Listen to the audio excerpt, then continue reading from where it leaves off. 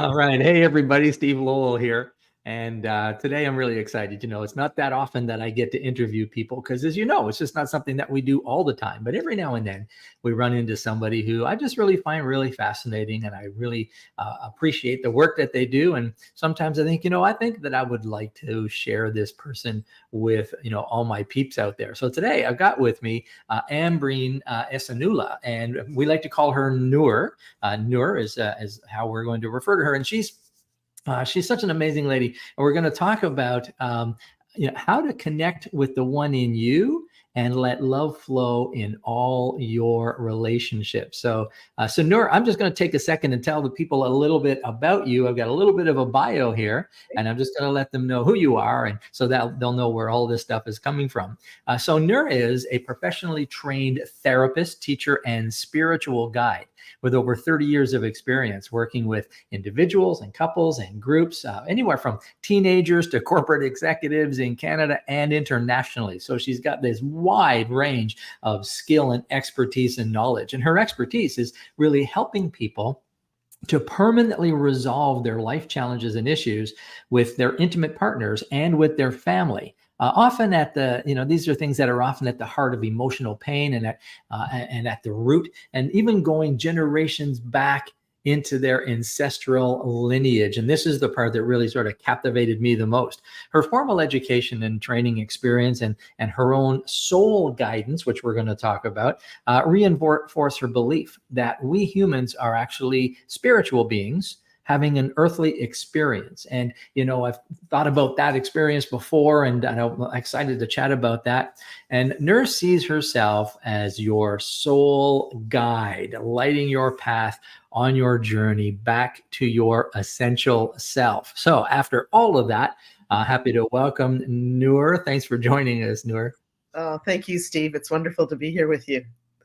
So I've got a whole bunch of questions that I want to ask you, and I want to make sure we get as many of them as we can in the time that we have. Okay, so if I go to your website, the headline says, "Lasting transformation lies between traditional talk therapy."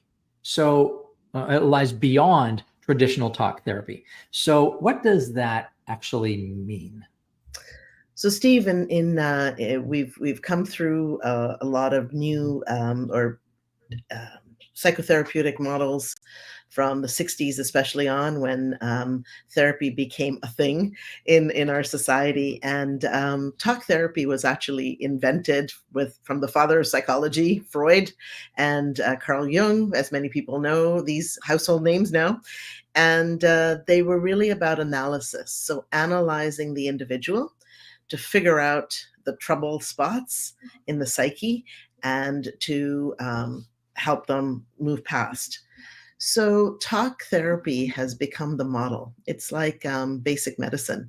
You give positive regard, Carl Rogers, positive regard to the person, create a safe space, and you let them talk about their feelings, their thoughts, what they're going through, and the therapist is going to support them in expressing themselves, which a lot of us don't get the chance to do in our lives.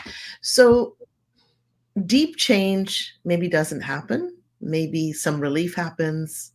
Maybe some shifts happen subtly, but not necessarily deeply in my experience. Yeah, I know something about that because I've watched all the episodes of Frasier. Over the entire thing. So, I'm very well educated in this area. So, okay. So you're talking about talk therapy and how it doesn't have these, lasting effects often. So what's different about how you work with people? Well, there are wonderful therapies out there that are holistic, what I would call holistic, in that they look at the whole person. So we were talking about 3D these days, going to 5G. So 3D would be, there's your body, which we've discovered lately, thanks to a lot of research. Body holds memory. It's not just a physical contraption that we live in.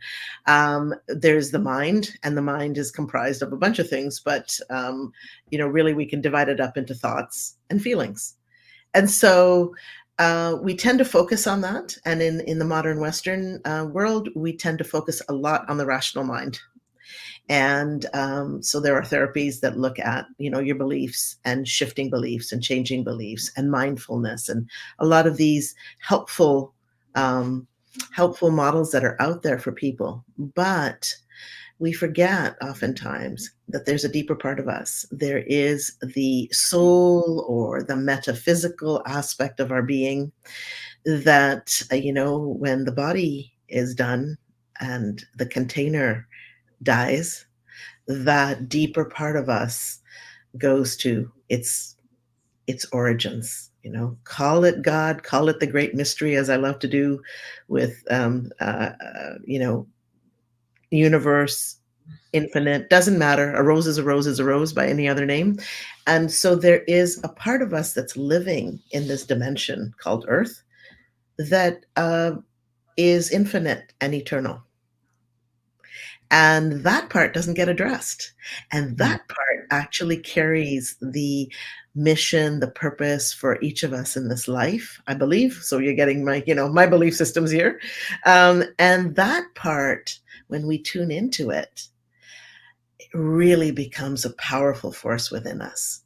There's so many stories out there, as you know, Steve, of people who, give up the life they've been living and go and grow lavender in Provence or whatever it is, CEOs of Fortune 500 companies. But there's something going on internally in an individual where they connect with something deeper inside them and start living from that place. So what is different about the way I work with people is there is this deep spiritual soul aspect that I attend to, as well as the mind body, right? So there's a 5D aspect, and we'll get to another aspect of it later. But I've learned to, first of all, on a semantic level, have 2-hour sessions because it takes a while for us to get into our deep self, into our subconscious without hypnosis, and to work through something deeply and to come out and get out in the world again.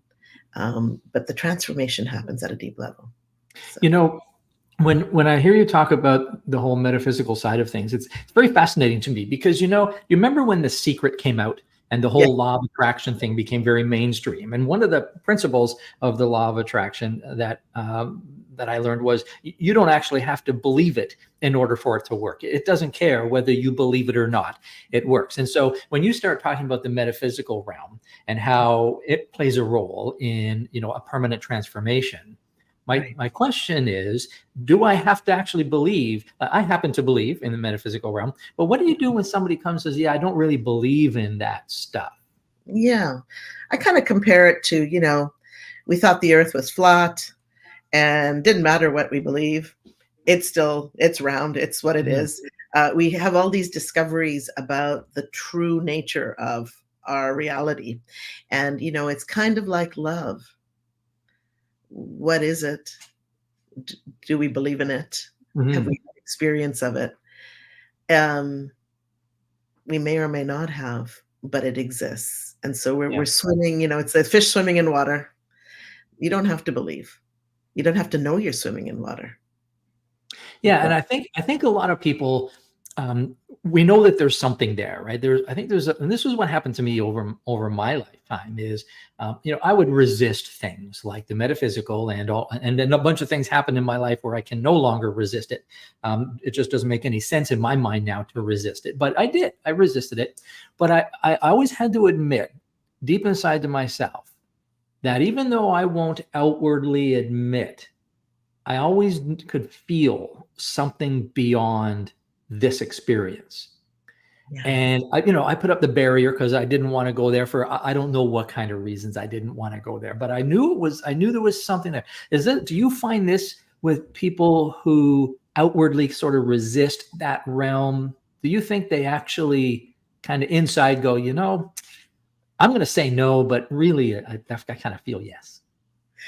Yeah, that's interesting, Steve. I'm just thinking about a couple of clients. I tend to attract people, men and women who do believe. They have some faith or some belief in the metaphysical, maybe not necessarily attached to religion, but certainly this kind of knowing that there's something bigger than us out there.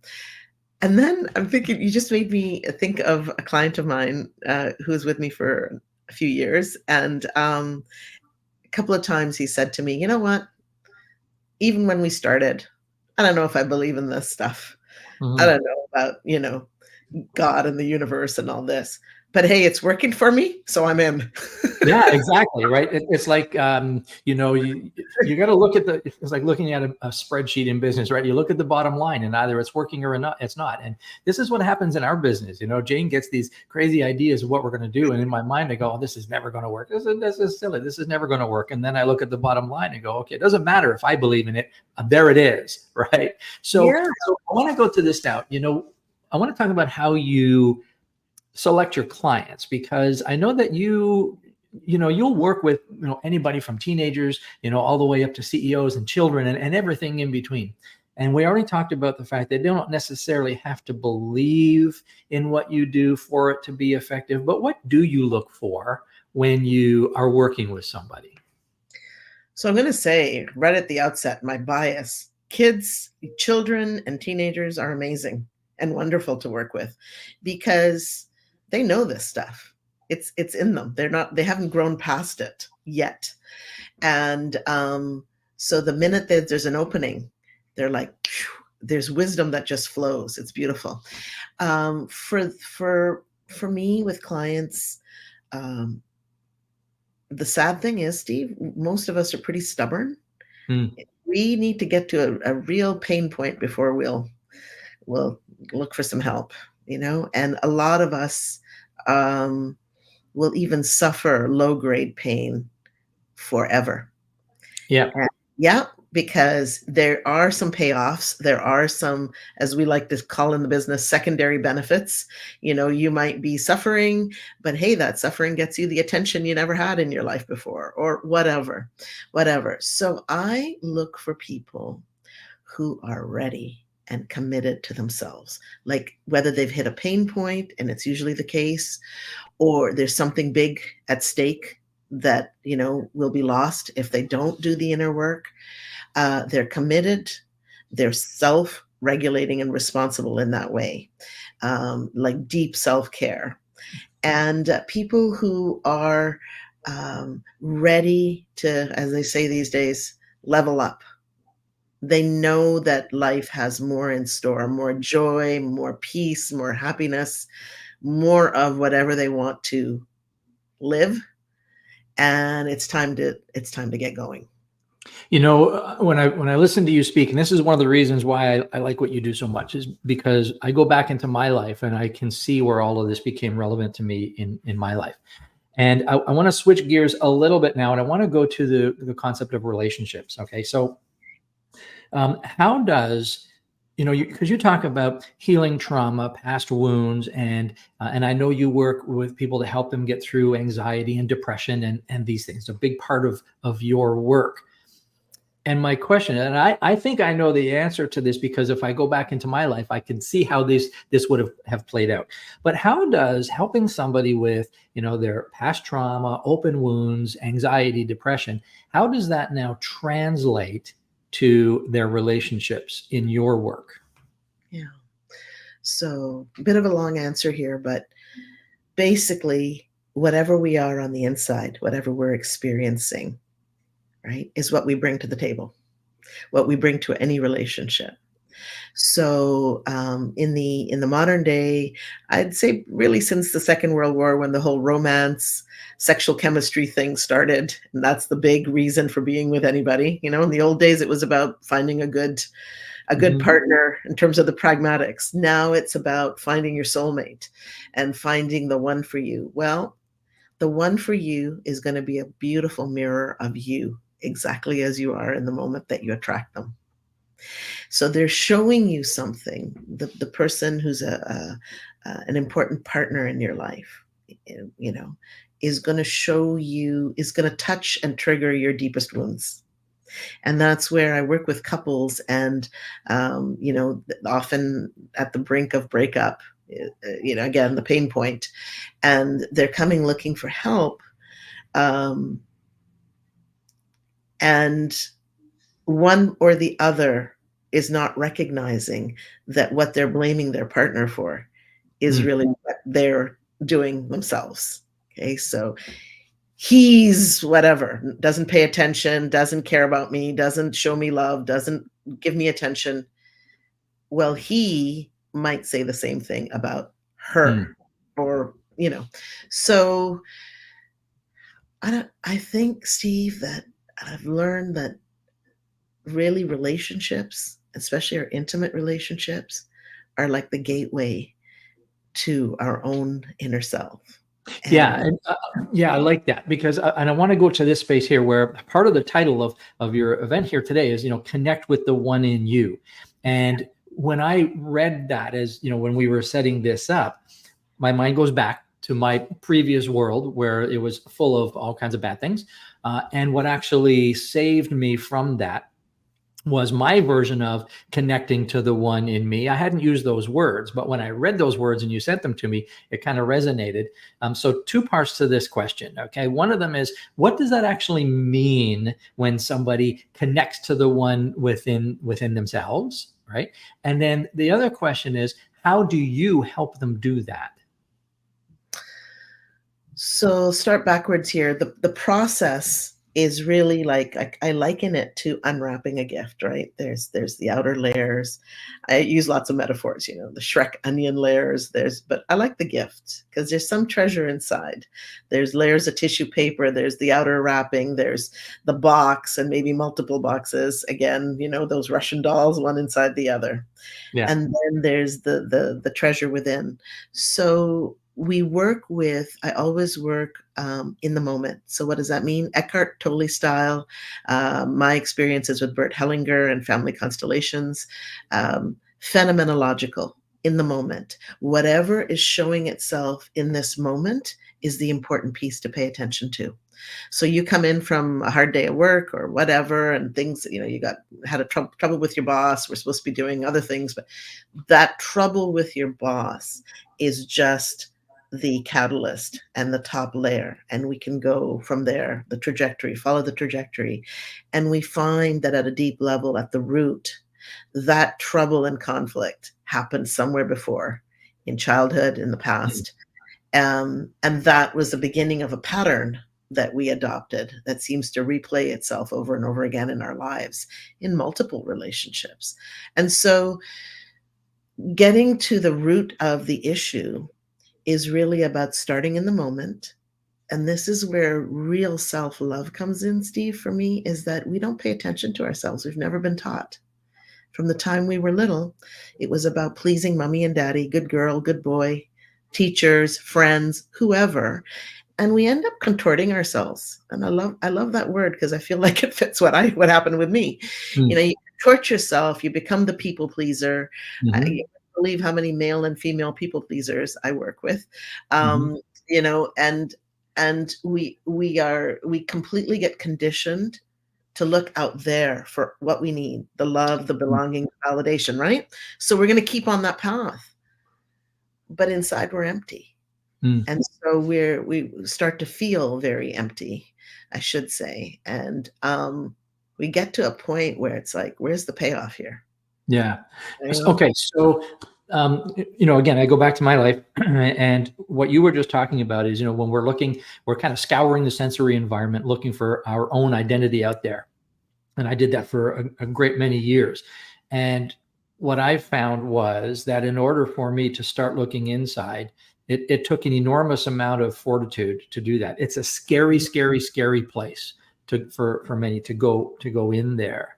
And this is something that you guide people to do is to go in there. So I don't have a specific question, but I'd like you just to talk to me about this concept. Why is it that we protect ourselves from going in there? I guess that's my question. Why do we protect ourselves from going in there? Because I would imagine that you meet a lot of people who are very resistant to Mhm, going in there. So mhm. why do we protect ourselves, and how do you get us to open up and do that? It's painful, Steve. Mm, I mean, like, so this whole process of conditioning, we lost the one, our original self, our natural self, whatever you want to call it, the one, the soul, mhm, which is what we came in with, right? And we lost it along the way. We lost connection with it. We didn't lose it. I'm being sloppy with my words. We lost connection with that deep Mm. part of us. So now I don't know what's in there anymore. Mm. And most of us, I think, are afraid of the monsters lurking within. We've hidden aspects of ourselves, which Jung called the shadow, and lots of people doing shadow work out there these days. It's things. I'm really very selfish, but I'm going to be the helper. I'm going to be the nicest person ever, and you can count on me, right? But I know in the back of my mind that I want something out of this deal. And why shouldn't I? Right? Why shouldn't I? So there's lots of things we hide. We play hide and seek with ourselves. We don't accept ourselves. And so how do I work with people? First of all, it goes back to the basics of good therapy, positive regard. I am the safe container. Literally, Steve, I'm pretty sure I've heard it all by now. Pretty sure. I'm sure you have. And, there's no judgment here because who am I to judge? So a Mhm. lot of times people go to therapists and it's like they're the expert. Well, I'm no expert on you, Steve. I'm barely an expert on myself. Hmm. So I have to be open to whatever is happening with you in the moment. You get comfortable, you feel safe. I have you, I've got you. And now you can explore. And together, whatever comes up, we're going to make sense out of it. So I do have a deep process. I've learned over the years how to support someone to deep dive in to that place. Um, there's aspects of us that we don't know in our subconscious, and we don't need hypnosis to get there. We can consciously get there, which makes it less scary, actually. We go and then to actually talk to that part that's angry. Instead of anger management, for example, Steve, nobody asks, well, why is this person angry? Mm. Like, I don't want to manage my anger. I want somebody to understand why I'm angry and to help me and to validate Mm. whatever whatever I'm feeling. And from there, maybe I'm willing to um, work with it in a way that I can release it or Yeah, resolve. yeah, that was huge. What you just said about what you're looking for is validation. Because again, if I go back to my life, I was in a very toxic marriage for a long time with somebody who was really struggling with mental health. And what made the marriage toxic was only because I started to adopt that myself over 18 years. And it got to the point where I could no longer serve either of us because I was getting very, very, very sick as a result. And so all of that to say was during all of that time, I was constantly looking for validation from others that I was doing the right thing. And because I didn't know how to respond in that world, I had no experience in that world. I had no knowledge. I wasn't prepared for it. I didn't even know what it was, and a whole bunch of things happened. But you're right. I kept looking outside for validation, and then I lost myself. And unfortunately, I met Jane, and she helped me do some of the work myself, and sort of brought me back, kind of thing. But we're going to close out in a moment. But I want to ask one more question, and that is, I want to ask you for advice for but people who are going through something very specific. Okay. And so I would imagine that a lot of your clients are doing this. They are outwardly showing a certain way because they either think that's what the world expects of them, that's what the world demands of them, or they're showing the world, a certain persona because that's how they manipulate the outcome, because they want to manipulate the outcome to validate what their own beliefs about themselves. Right. So my question is, what would your advice be to somebody who is in that position? Because I suspect they know they're in that position even if they don't admit they're in that position. Would you agree with me on this? Yes. Yes, I Okay, would. so what would your advice be to that person? Oh, that's interesting. Are you good? Are you good like that? Like Yeah, if you're working with how's it me, working for you? how's it working for you? Like if you're here, look, if you're working with me, then clearly there's some pain point Mhm. enough that you've come in to work through stuff. And that's what I meant earlier when I said people who are committed, people who want it, people who are ready to do the work. Because if you're getting what you need out of this personas and masks, and I always think of the Wizard of Oz, that in the movie, the big Behind the mask, curtain. little guy Yeah. behind the big mask. If Yeah. that's working for you, great. Um, go for it.